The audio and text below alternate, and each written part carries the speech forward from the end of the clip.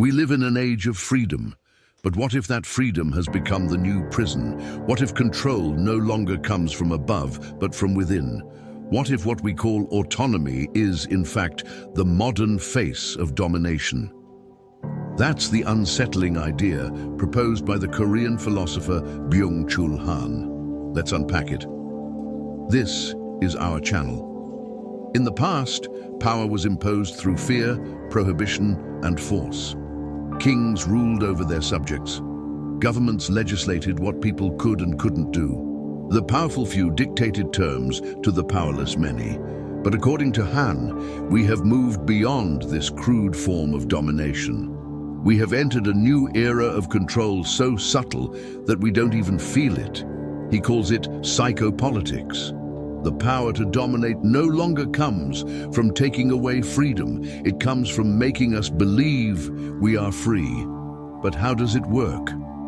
To understand how psychopolitics works, Han introduces the idea of the achievement subject.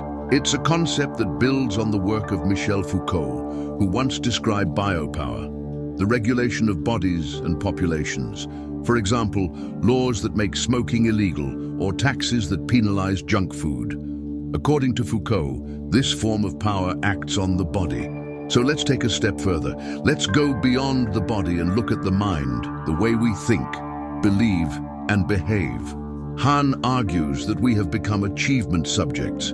Here's how it works. Imagine you wake up early, work long hours, eat fast food, skip vacations, and burn out every holiday. You justify it to yourself. I have to do this to achieve my dreams, to succeed in a competitive world, to prove myself. And when you do all this, you feel proud. You tell yourself, look how far I've come, look how much I've achieved. You believe you are in control of your destiny, and that's the trick. Psychopolitics doesn't need to force you to do anything. It only needs to convince you that you must do it yourself. Let's look at another example. You spend every waking hour hustling. Go get 'em, tiger. Work hard, play hard. Success is waiting for you. But what if that success is a mirage? What if it doesn't exist? That's beside the point. You keep running, you keep grinding. After all, it's your dream, your choice. Only when you collapse from exhaustion and burnout do you realize the futility of it all. But instead of blaming the system, you blame yourself. I wasn't strong enough, I didn't try hard enough, I wasn't disciplined. In other words, you internalize the standards set by society and punish yourself for not meeting them. Psychopolitics doesn't care about whether you succeed or fail. It just wants you to keep trying. In fact, it thrives on your attempts to succeed. Why?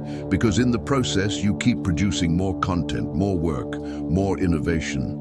And all of this generates profit, power, and control. But how did we get here? Han points to a shift in the narrative of power. In the past, the dominant story was one of scarcity. There isn't enough to go around. You will either win or lose. You must fight to survive. Today, the story has changed. Now the message is one of infinite possibility. You can do anything. Just believe in yourself. If you failed, it's because you didn't try hard enough. Everyone can be a winner. Just work harder, dream bigger, hustle more. Can you see how insidious this is? It eliminates any sense of collective struggle. It traps individuals in a cycle of self-blame. It shifts the responsibility of success from society to the self. You are free to do whatever it takes to succeed, whatever it takes to be happy, whatever it takes to make money. Whatever it takes is your problem, not theirs. Today, the language of motivation drowns out any dissent. It silences any critique. Do you remember the last time someone told you, you can do it? How did you react? Did you feel inspired or manipulated? That's the power of this phrase. And its opposite, you can do anything. Both are sides of the same coin. One motivates, the other compels. One inspires, the other forces. But there is another piece to this puzzle. The one who benefits from your hustle, your sweat, and your tears is often not you, but someone else. You think you are doing it for yourself, but in reality, You are fueling someone else's ambition. You are working for peanuts and living hand to mouth, but you tell yourself, one day I'll make it big. One day I'll be successful. And while you keep waiting for your turn, you get passed over and over again. And the worst part is that you don't even notice what's happening. Why?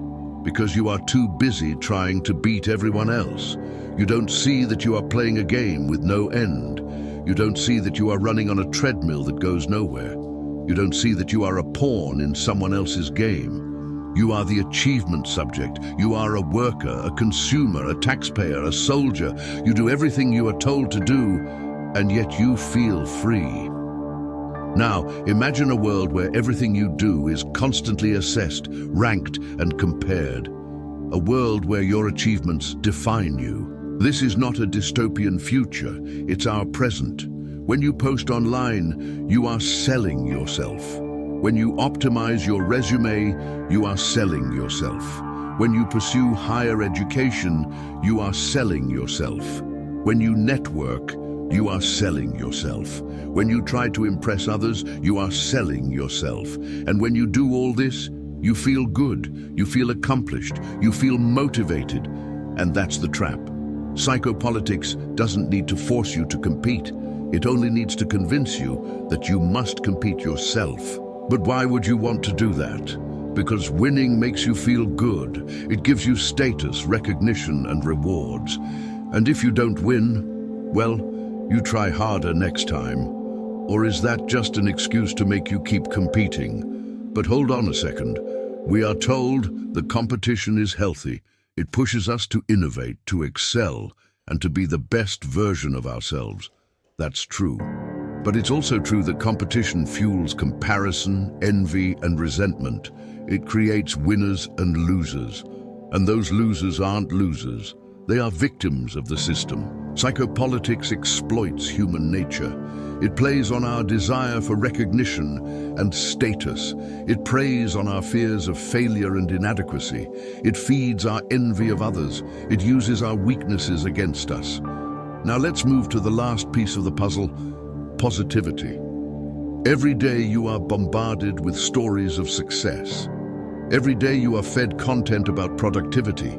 Every day you are told to believe in yourself. And every day you are told to be positive.